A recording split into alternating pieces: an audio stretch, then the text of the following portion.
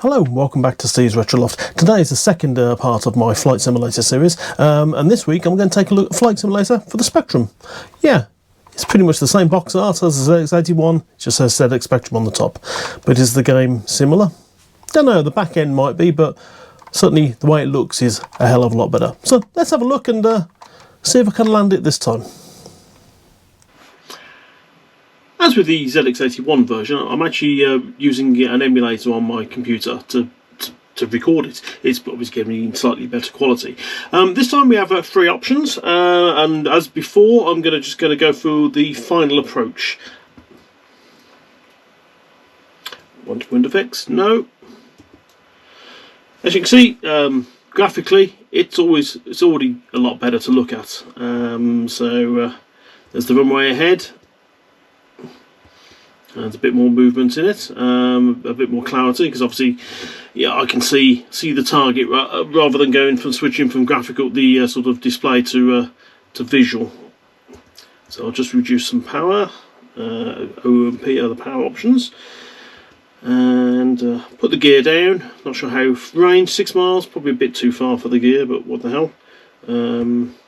Gear down and increase flaps.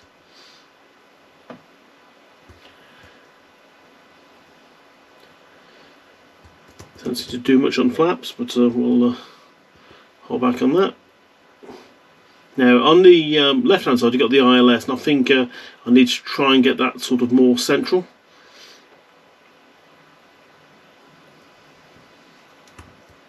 Oh yeah, I can adjust flaps now. It seems to be letting me.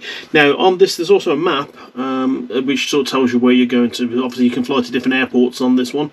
You probably might have been able to on the ZX81 version as well, but it's a bit trickier. Do excuse me losing a little bit off the map on that, on the screen grab.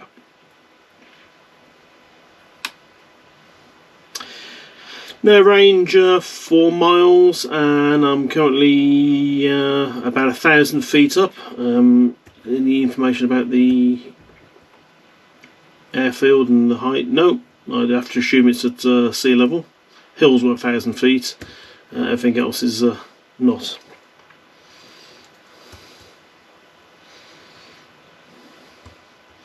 You can see the ILS indicators moved slightly, so I'm hoping I'm sort of a little bit more on target. Maybe the glide slope is correct.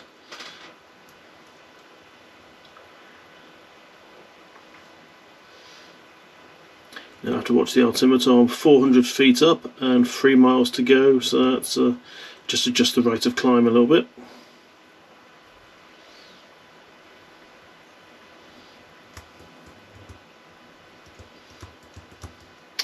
Yeah, the flaps don't seem to want to increase too much. Maybe my speed is too high for flaps. I don't know. I'll reduce the power a little bit.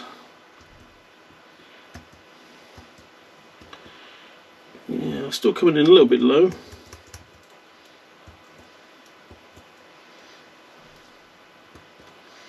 Yeah, 2 miles out, and I'm currently 100 feet, so I might just hover a little bit.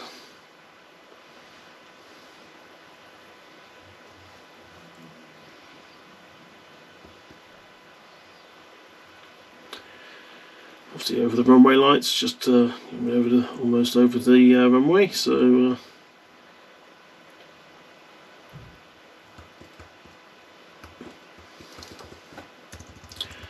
reduce power completely and see if I crash.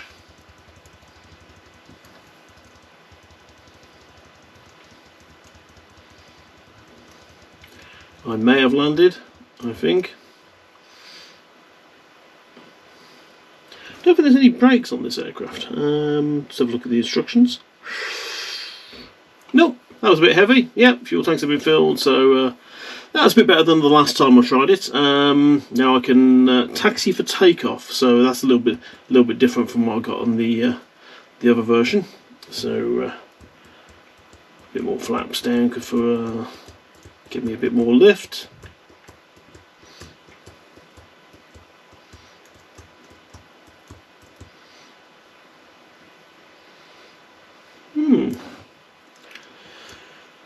So go for full power I'm not sure where I am on the runway, but yeah, hopefully I can take off.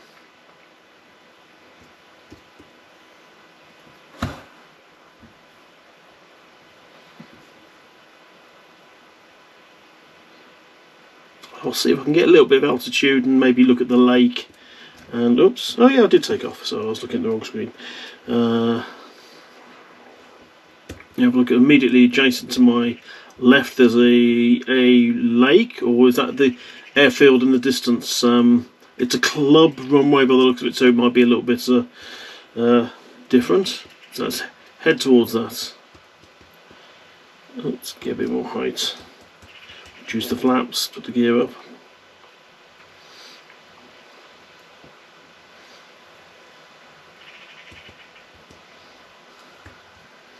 Yeah, the responsiveness on the controls just seems to be a little bit more. Yeah, there's a lot of hesitancy on when you do something. It doesn't seem to take a while. It doesn't seem to take too long to do anything. Sorry, it seems to take. I'm rambling on there. It seems to take ages to do anything. That's the correct words I was struggling for. Too busy concentrating on this epic flight. I'm still only yeah 700 feet in altitude, so heading towards the lake. Now I think there are beacons. I think if I select B, it changes the beacon. You can see OA at the bottom of the screen. So if I look for OA is in obviously that top left hand corner, so I need to go 08 or OB, whatever it is. So change beacon again. Yeah, and a range of 36 miles, so it's quite a trek. I'll just check to see if there's not another OB. OB, OC, OA. Yeah. I suppose, yeah, when you look at the scale of the map, 0 to 16 miles, yeah, I'm not sure how representative that is, because that would make it one of the longest runways in history. Being, yeah, about 10 miles. I think you could land a couple of space shuttles on at the same time with that. But yeah, there looks like the lake I'm heading to.